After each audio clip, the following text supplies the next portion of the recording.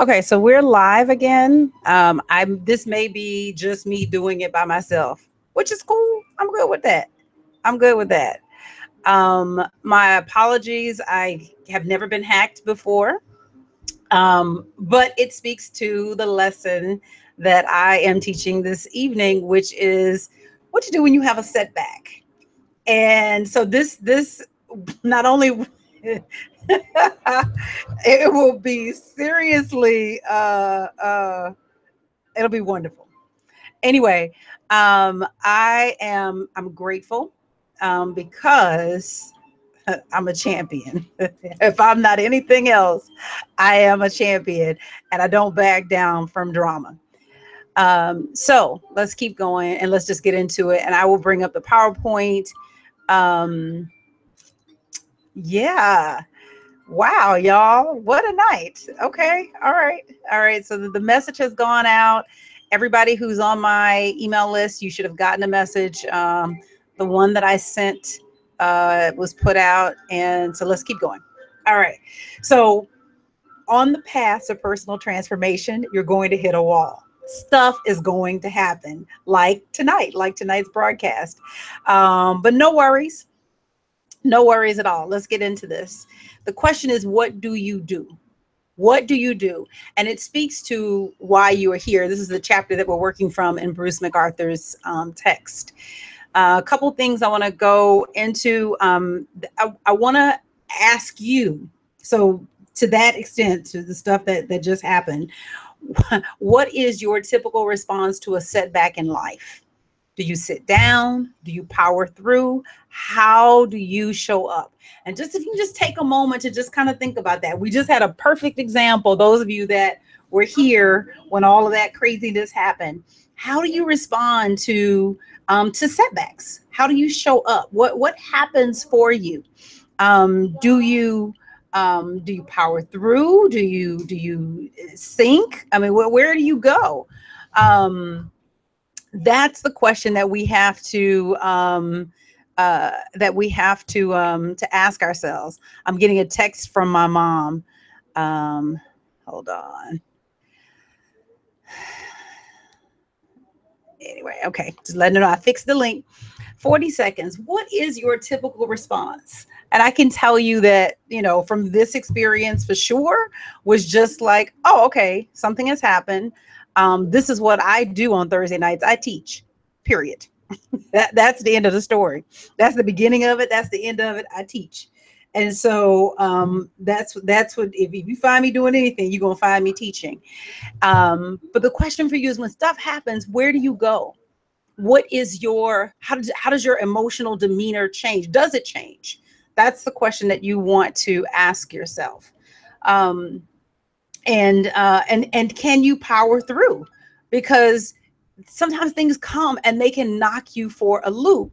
And if you're not wrapped tight or you don't have your mind together, that it can send you for a loop. And so it really is imperative on you that you really have a plan for how you're going to move forward. Hold on, I want to see if there are any. Turn that off. Nope, the chat is not disabled. Okay. Yep. Yep. I was hacked. Sent link to join live via email. I will not post here for obvious reasons.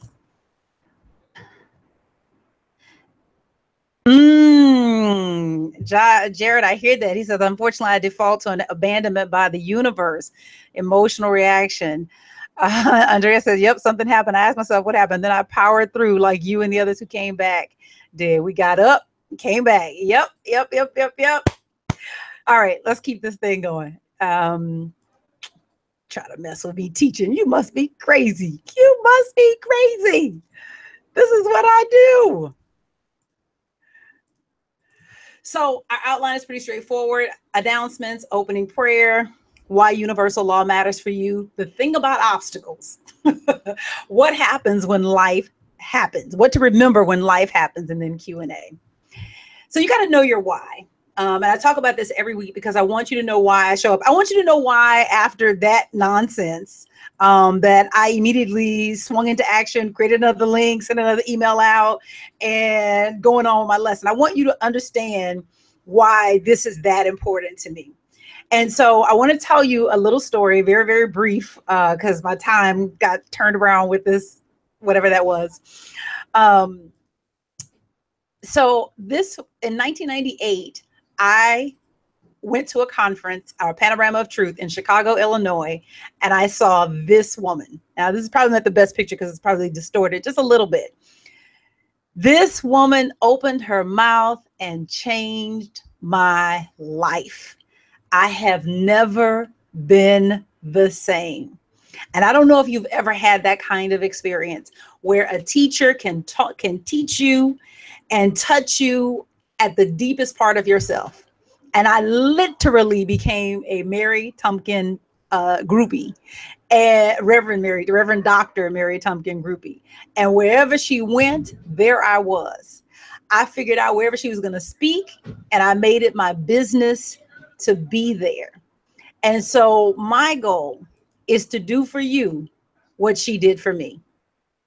My goal is to develop myself to that place where when I speak and when I teach, that it resonates the way that she resonated for me. And she's since made her transition. I was part of the last seminary class that she taught for the Johnny Coleman Theological Seminary. And I am so grateful to have known her, to have studied with her, and to have had the benefit of watching her develop, grow, stretch, push herself, push others, lead, have setbacks, have to fight through those setbacks. You know, she always said, I'll die standing. I'll never die on my knees. You won't, like, you basically, when I get ready to walk out of here, like living, you know, I'm done living, I'm just going to drop dead, because it won't be because I stopped working. And true to form, she worked right up until the very last. And so I want to do for you and for others what she did for me. Ray says, I had the same experience when I first heard Rocco Errico. I mentally floated for about a week. Rocco is amazing, absolutely amazing. Jared says, a habit that is needed to be broken, especially with the situation I'm in now. Yes, yes, yes, yes, yes. Yes, understand.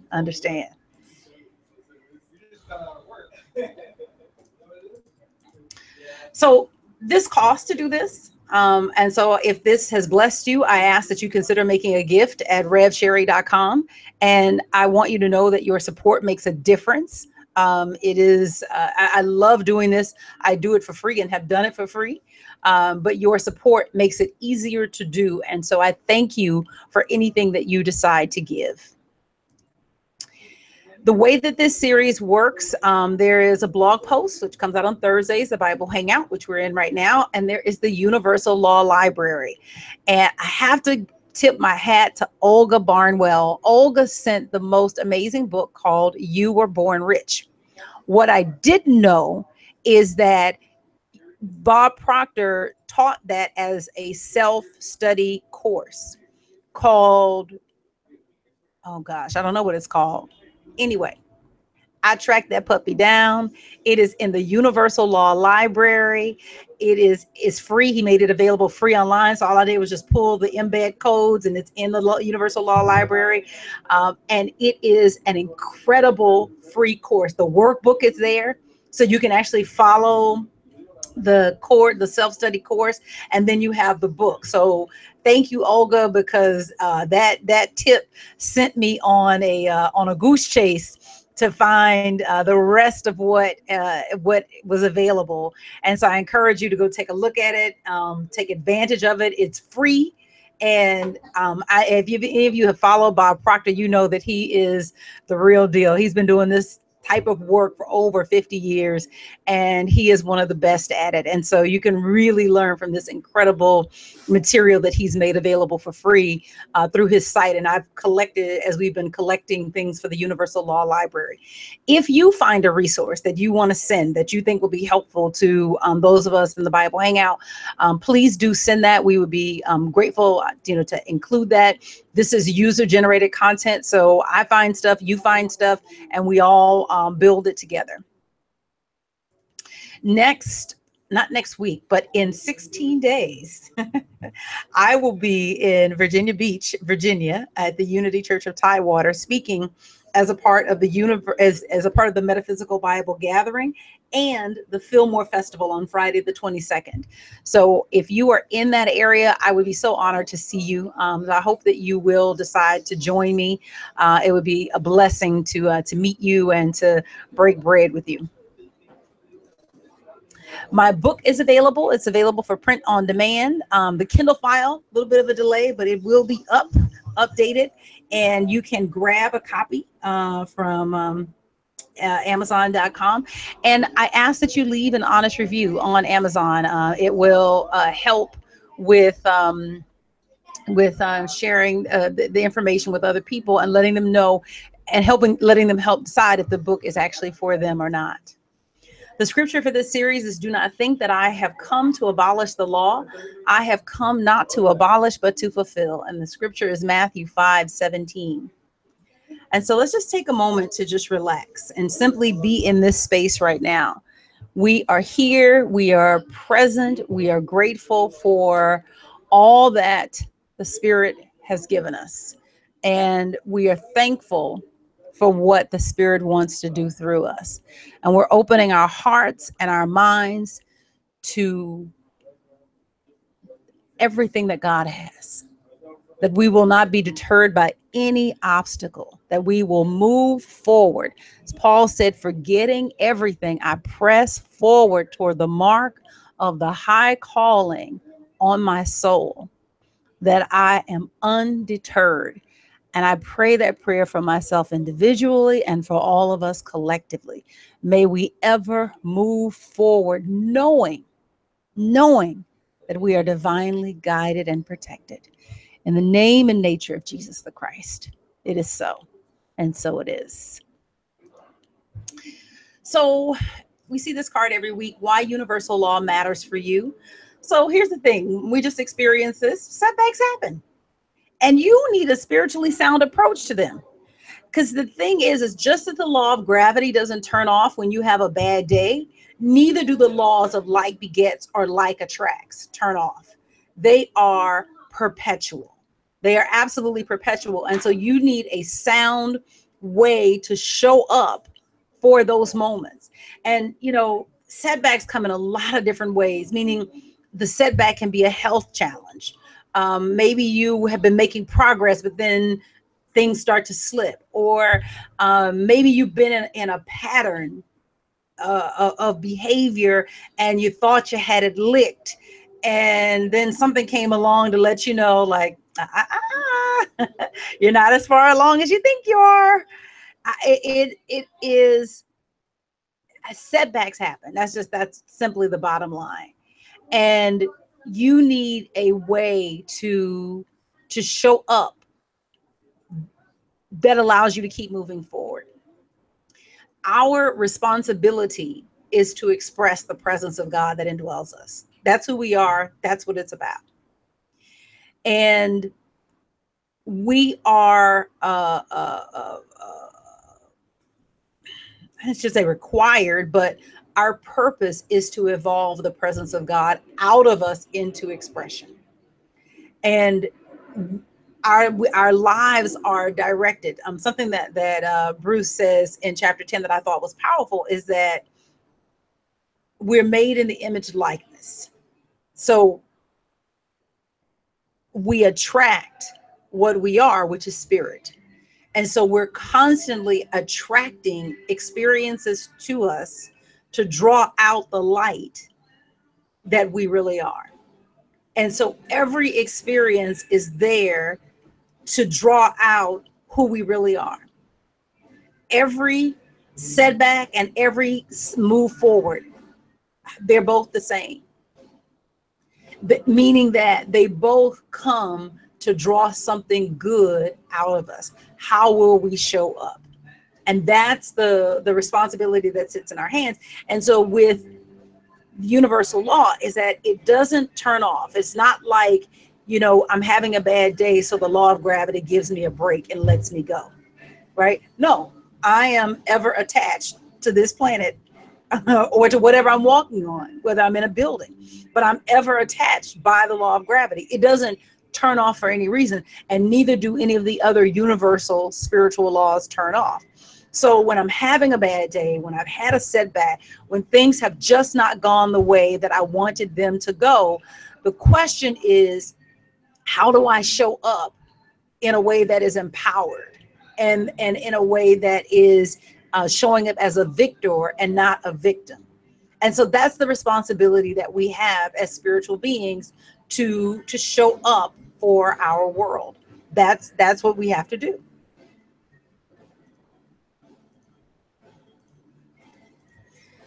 So the thing about obstacles, having the hacking as nothing, obstacles come unexpectedly, but probably what really makes us sit down is that they connect to places where we feel most vulnerable, and they can get in our head.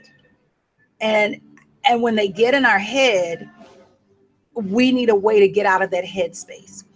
Obstacles, the ones that sit us down, they challenge our notions of self and our sense of self-esteem, and they usually produce a lot of shame. If you think about the places where you feel shame, body shame, um, work shame, a career shame, financial shame, it's also probably the area where you haven't done your absolute best to move forward. Not that you haven't tried anything, but you haven't done your best. And that's the challenge with these obstacles, is that they come, and when we experience them, we don't just experience the obstacle, we experience all of these other feelings about the obstacle. These obstacles can be debilitating, especially if we judge ourselves for the kind of obstacles we encounter, right? So maybe you're of a certain age and you feel like you should be further along, or that you shouldn't have to deal with certain things. And so just thinking about not the obstacle, but how you feel about the obstacle begins to eat away at the energy that you have available to take a step forward. And so we feel the stress that these obstacles bring acutely. And we say things like, I'm so tired. I'm just so tired. Or I'm so sick of this. Or I really wish this would be over. And something that Jim Rohn says that I think is powerful is, don't wish for it to be easier. Wish that you were better. Because the thing is that it just circles back. It comes back in a different way, because it's the place where you are in this school called life. And so you can learn it in a pleasant assignment, or you can learn it in a really unpleasant assignment, but the lesson will be learned, because its purpose is to transform you. And so the question is that when you reach something that makes you sit down, or that feels like you can't, that it's impenetrable. You've been, trying to lose weight forever, or you've been trying to raise your income forever, or you've been trying to have a relationship forever. Whatever is the place where it's a place of impasse. The question to ask is, what did you come to teach me? What are you asking to be birthed through me?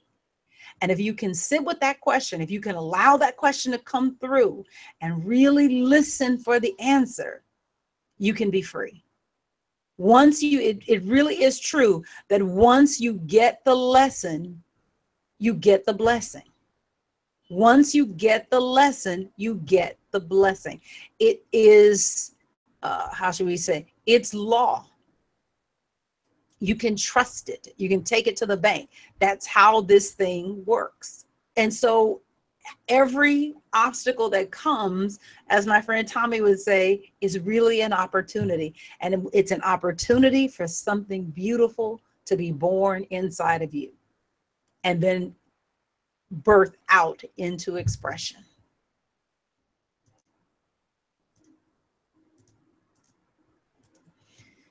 So I want to give you 4 things to remember, never to forget.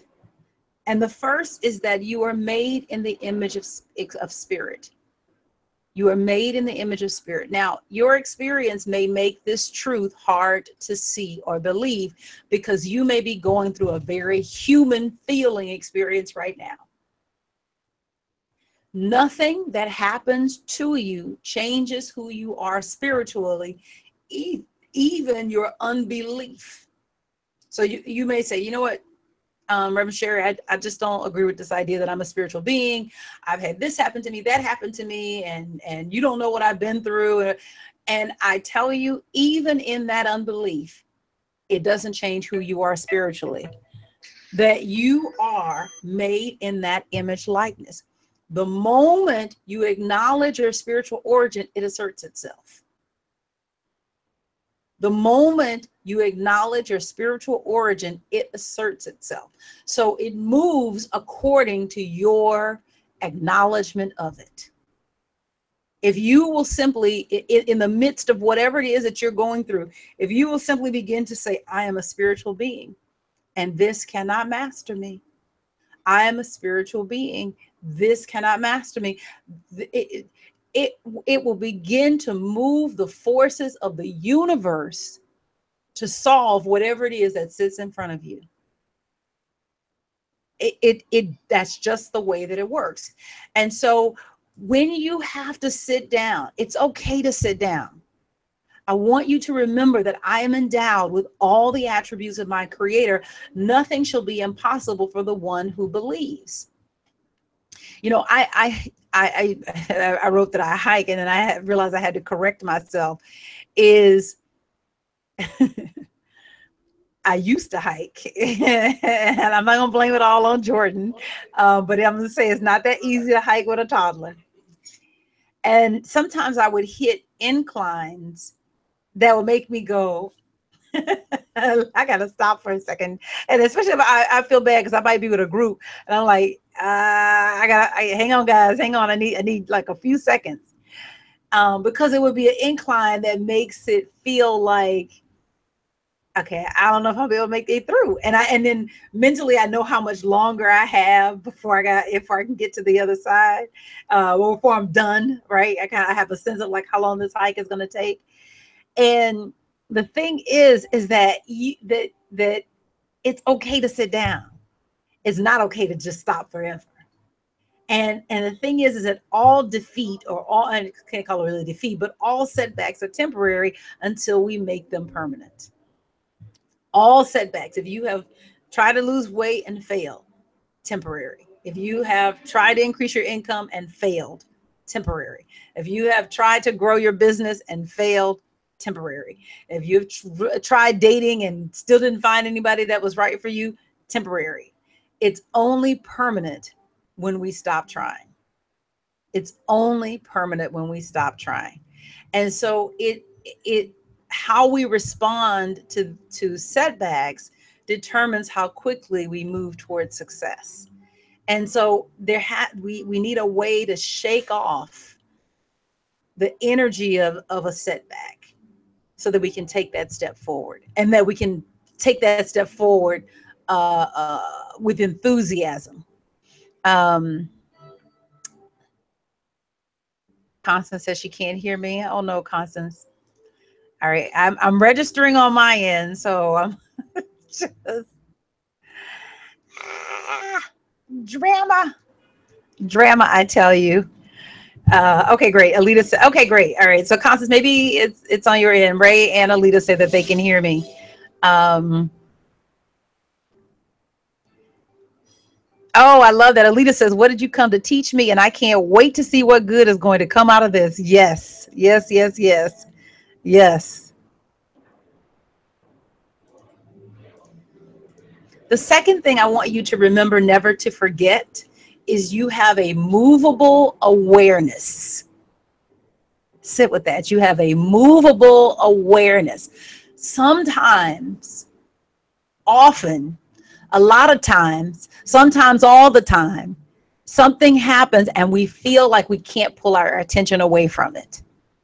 And we have to remember that we have been endowed with life and consciousness. We can think, and we can think about what we thought, which means that we can move our attention. And this ability to move our awareness from one subject to another is the key to our salvation. So hear that. Really, really hear that. The ability to move our awareness from one subject to another is the key to our salvation. Let me tell you why. Because all of life is self-healing. I got a cut. I was at a friend's birthday party on Monday, and I hugged him as I was leaving, and he had like some cockabur or something like on his shirt, and it stuck me so good. Like, and meaning when I got home, this part of my hand had like swelled up, right? And I was like, okay, I hope I haven't like caught nothing. Like, this was crazy. But I said, you know what? I'm going to bed because the health is my birthright. So I wake up and now it's gone. And so I can't even find where it was. I have a general awareness of where the splinter was. All of life is like that. It's self-healing. But what happens is that we put our attention on what's not working, and we keep what's not working alive.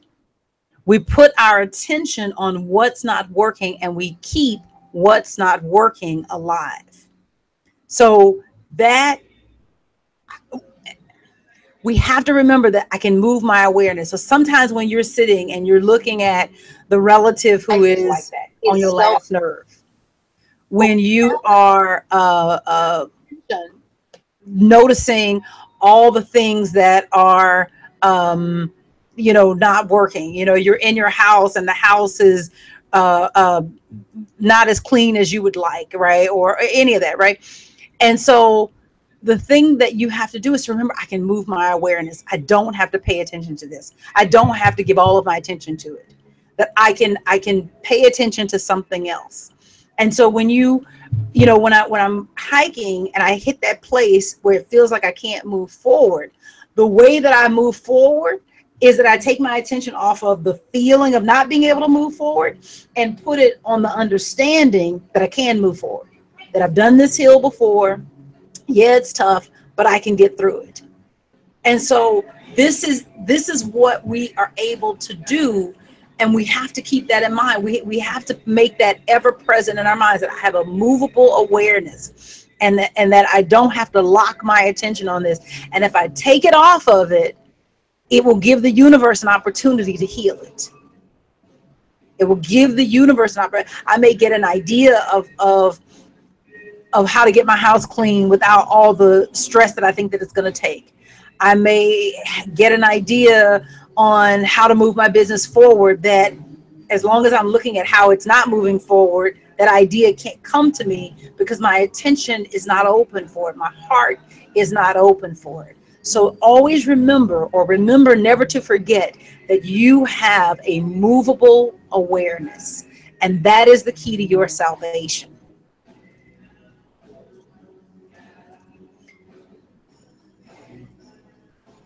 When you sit down and feel down, it's time for a change. It's time for a change. And what the change is to what you're thinking. Feeling follows thought.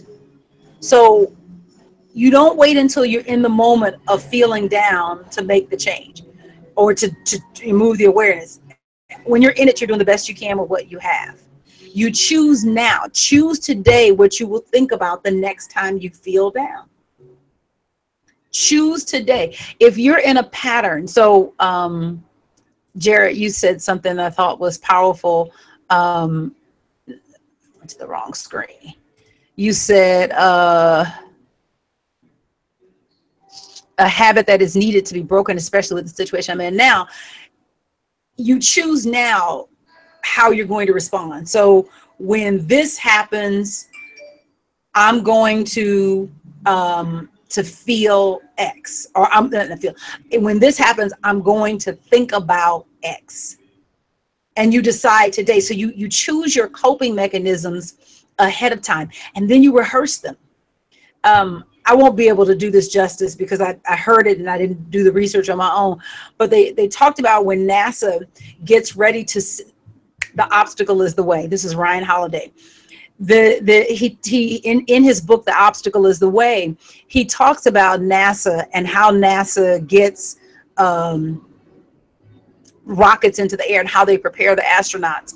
And they run the scenario of breaking the Earth's barrier often enough that it feels routine, because what they can't have is to go through all of that rattling and shaking and just all the what it takes to actually penetrate or escape the Earth's atmosphere.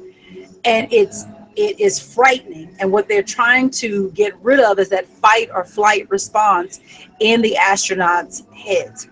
And so they drill the experience of breaking the Earth's atmosphere over and over and over and over again until there's no reaction in the astronauts. And what they monitor are all their vitals. They look at their heart rate. They look at all of their signs of life. And they monitor that, and they keep running the scenario until they run it and have enough data where the experience of practicing breaking the Earth's atmosphere does not produce a reaction in their bodies. And so you can do that with what you're dealing with, that you can decide the next time that this happens in my body, the next time that my knee feels like it's going to give out, or the next time I bounce a check, or the next time, whatever, right? The next time this happens, I'm going to think X. And then you run the scenario, you practice it. And essentially you get rid of the reaction inside of you. You train yourself to have a new reaction. And it's powerful and it's possible. It's powerful and it's possible. And that's what you work with. That's what's available to you. We are spiritual beings. We are not victims, but we have to practice being victors. That doesn't happen over that. No baby comes out of the womb knowing how to be a victor over all the things that it's going to face in life, consciously knowing. You know at a cellular level, but you may not consciously know. But you can practice your way there. And that's what you want to hold on to. Number 3, I want you to remember that you are eternal. If you are made in the image likeness of God, it means that you are endowed with all the things that God has. And if God is eternal, then you are eternal. So you can do what God can do, just on a much smaller scale. A drop of water can do what the ocean can do, just on a much smaller scale. And so it's that, if you imagine that same metaphor, that a drop of water is to the ocean what we are to God. The drop of water is no less powerful. It just has a lesser capacity to act than the ocean. And it gains its power when it links up and unifies with the ocean. It increases its power when it links up and unifies with the ocean. And so the eternal nature of God is what is true of us. What we think of as death is really not real. What we think of as death is really not real. That we are eternal, that we choose our way into this experience, and we choose our way out of this experience. And let that free you, because we have so many things that we believe in. We believe in old age. We believe that if we haven't made it by a certain time, then it's too late for us. And we've got all kinds of statistics that prove that it's too late for us. And honestly, those statistics don't prove anything. What they prove is the trend in thinking. That's what they prove. They prove the trend in they prove that as people get older, they trend in this direction, but it does not, it's not the truth. You can make a different agreement. It's not the full truth. You can make a different agreement. And that's what you want to hold on to. And so I encourage you to challenge yourself to believe only that which empowers you. It's so tempting to believe what the world believes. It's so tempting to believe what the culture believes. I'm reading this book. It's free on the internet. It's in the Prosperity Bible, and I'm going to try to pull up one of the quotes because it was written by Helen Wilmans. I don't know if you guys know who she is. It was written by Helen Wilmans, and dare I say, I love her. I just absolutely love her. So this book was published in 1899. So what I know about writing is that if it was published in 1899, it meant it was written in the 1890s at the latest. And the experience is autobiographical, so it looks back at her experience. So really it was happening in, say, the 1870s, 1860s, 1880s, somewhere in there, right? She said, so let me back up. She worked for 20 years. She was married. She worked for 20 years on a farm. And when she got done with that farm, she said, I was so tired of life on the plain I had been living that I voluntarily closed the door on it forever, even if starvation were the result. Basically, I'm willing to die. I'm willing to die rather than live what I've been living. She makes her way to the West Coast, and it's called the Conquest of Poverty. The Conquest of Poverty. She makes her way to the West Coast, and she takes a room in a boarding house, and she decides she wants to be a writer. And she was not a confident person or anything like that. She just had this burning desire inside of her to never have that kind of back-breaking experience at all. And she decided she wanted to be a writer. And she had no literary training at all, but she set about figuring out how to get it done. And she says, my march was steadily upward, and I am aware that this was the case because the external had to correspond with the internal in me. And the internal me was growing stronger. I was constantly growing more confident in myself, not in my luck, not in special providence or the overruling power of God, but in my own individual self. I was daring to think better of myself. I had formerly considered myself weak and others strong. I now looked upon myself as being stronger than I had ever imagined before, and there was not one particle of increase in my belief that did not record itself in the external conditions of my life. The more I believed I could do, the more I accomplished. Now, I want you to get that it's the 1880s. And this woman is deciding, I'm going to be a writer. I'm going to make a living as a writer. And then she goes about and she does it. And then she talks about, oh goodness, I'm trying to find this one because it was every word. Like when I'm reading this in the morning, it's literally lighting up my entire morning. And I'm like, this girl is just amazing. So what happens is that she does become a successful writer for a paper in, I believe, San Francisco, but definitely in the Northern California area. And she decides she wants to strike out on her own and start her own newspaper. And she really didn't have a lot of friends. And the person who is closest to her is the man that she works for. Yes, Helen Wilmans, that's her. The person that she works for is the person she's closest to. And she goes to him and basically says, look, this is what's happening. I really feel like I need to start my own paper. And basically tries to scare her into like staying and working for him. And she writes, she said, on the road to progress, it often happens that the warmest friendship may become a tyranny that has to be broken. Nothing should hold the outward bound mind, and nothing could hold me. I would be free. Please get, I can't even say women were in the kitchen because this is the 1890s, 1880s, right? That you don't have to agree with life the way that just because you've been born into a time period and this is what life is like for women, or this is what life is like for Black people, or this is what life is like for, you ain't got to agree with any of that. You can make your own agreement. This is what she said. So she's talking. So when she makes the decision to quit, because he tries to scare her, and he must have said something about bread and butter, or you don't quit your bread and butter. She said, bread and butter are all right when they can be made to serve the purpose of building my ideal, but not simply as a power with which to pump gas into another man's machine. I don't see what good this is doing for me. This is one of the circumstances where my bread and butter, instead of feeding me, is really starving me. So I love this woman. I think she's the bomb. I think she's the bomb.com.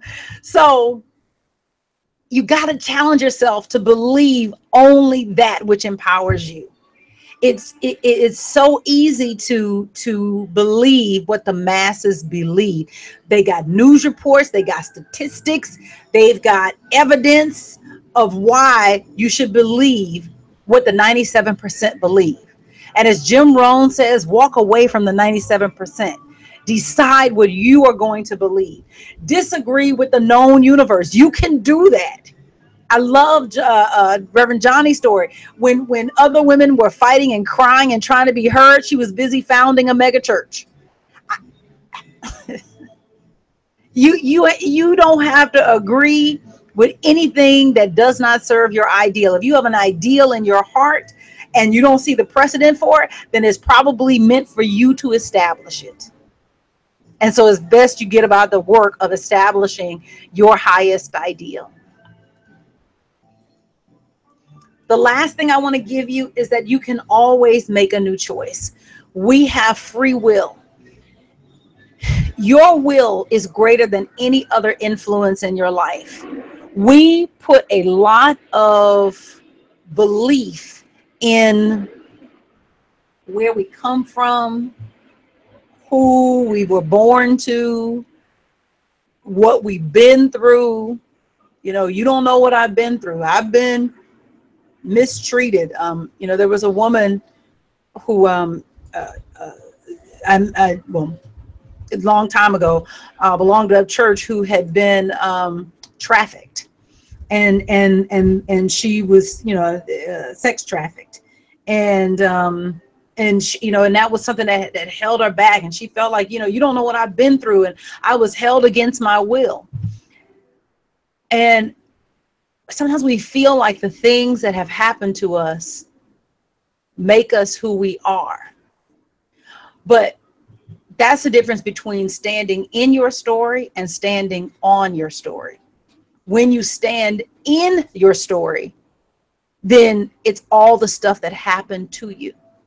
But when you stand on your story, it is that this happened to me, but I succeeded anyway. Or this happened to me and this is why I succeeded, because I was never going to let something like this hold me back. And so where you come from and what you've been through only speaks to tendencies, not absolute truths. Hear that. Where you come from and what you've been through only speaks to absolute tendencies, not absolute truth. So if you have a situation in your family and you are, Andrea, we can study her next, Helen Wilmans, that maybe you come through a family where there was a lot of abuse in the family, a lot of mistreatment. It only speaks to tendencies, not absolute truth. And your will is greater than the influence of your family. And so you have the ability to say, the buck stops with me.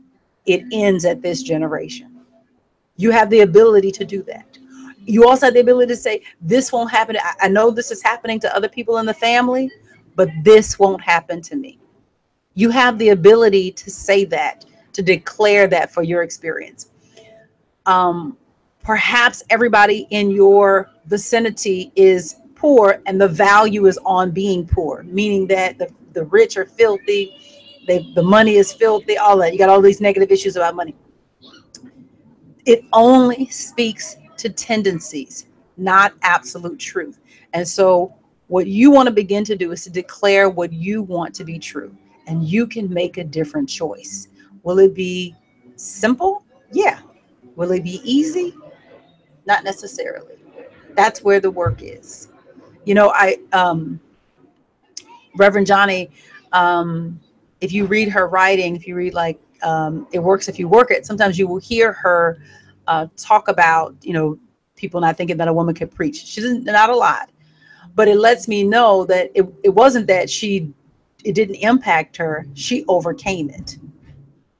It wasn't that it didn't impact her. She overcame it. So it's not like she was this superhuman person who, developed this superhuman energy. It was that she learned how to respond to the obstacle of people finding it difficult to sit under a woman preacher. And so it isn't that you become this, Iron Man or Iron Woman or She-Hulk, right? Yeah, I can tell Jordan plays with a lot of Marvel superheroes. It's not like you become this invincible person. It's that you develop right response to the things that would trigger you, and you keep putting one foot in front of the other.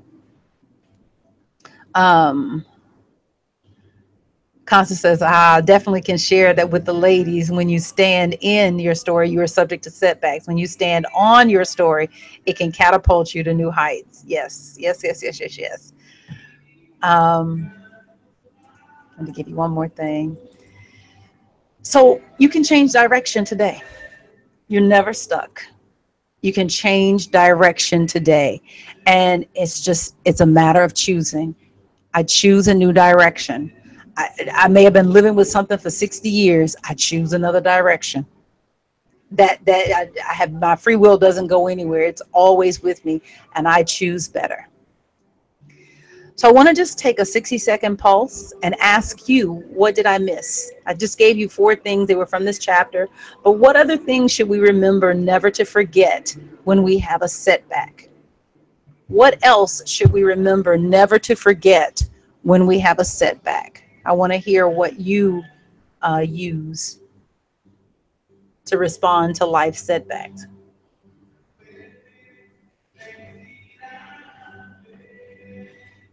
30 seconds.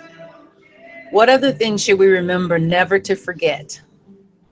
And I'm going to check the chat. Pam says, it's up to me what I see. Mm-hmm.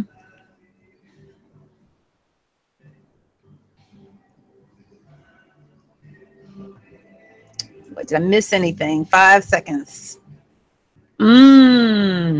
Andrea says, a setback is a setup for a comeback. Yes, that's classic, Les Brown. Alita says, just go within. I like that. That actually is excellent. And I've done that.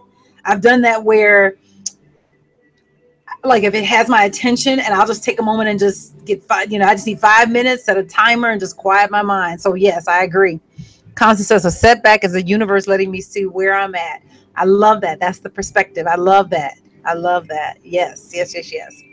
Wonderful. Thank you, guys. Thank you, thank you, thank you.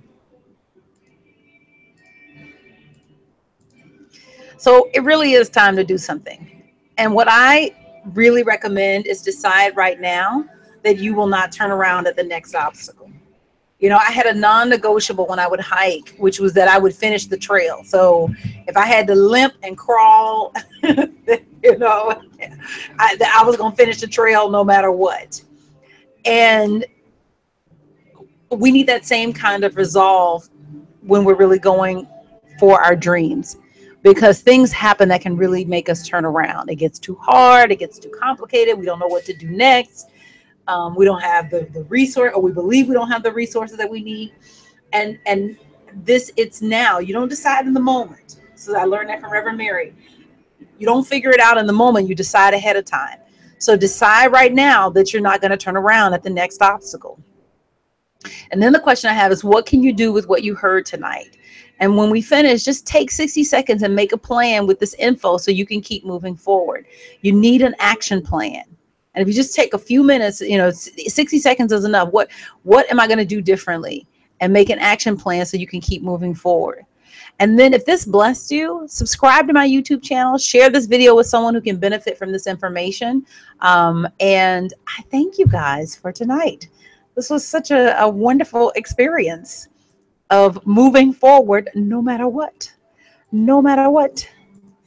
I feel like, oh, Jared, that's good. He says, never forget your support group. Yes, yes, yes, yes, yes. That's a great one. Never forget your support group. I feel like Puffy, can't nobody hold me down. I thought I told you that we won't stop. I thought I told you that we won't stop. Yes. Any questions? Any ahas? The Conquest of Poverty. So we'll make that the next book when we get through this. We'll go right up into Helen Willman's because she is the bomb.com. Love her. Love her. Thank you, Jerry. You're right. People. You know what? You really need to have some good people around you. That is, I mentioned this last week, and thank you for bringing that back to my awareness. Lisa Nichols, who has a great show. You guys should subscribe to her. It's free. It's called The Lisa Nichols Show. It's on YouTube. It's just some great videos. She said, I hang around people who make me stand on my tippy toes. And I cannot stress how important that is, to be around people who push you to be more than who you thought you were. To really, really push yourself to be more than what you thought you were. That there really are no limitations on you, but you get influenced by the people that you spend the most time with. That it's easy to look great when you're around people who are doing nothing. And you don't even notice that you're not giving your very best because you're in an environment where everybody is doing the bare minimum or even less than the bare minimum. But when you come into an arena where people are really firing and doing it and reaching for it and pushing for it and being pulled by their dreams, it makes you show up in a different way. It's the value of a church, a good church, that you get into a community of people who are focused on releasing the divine splendor within, and it encourages you. You stop letting yourself slack because everyone around you is for their highest and their very best. So thank you, Jerry, for saying that. That is absolutely powerful and true. Great. If there's nothing else, I thank you guys for tonight. Gosh, I sent out a new link. I sent it to everybody, so hopefully people will get the right link. I erased the other video, so hopefully the other video nobody will never come up again. But I at least erased it from my video offering, so you won't find it on my channel. But I'm going to reach out to YouTube tomorrow to try to get it pulled down. All right. What a night. Have a wonderful experience. God bless you and thank you.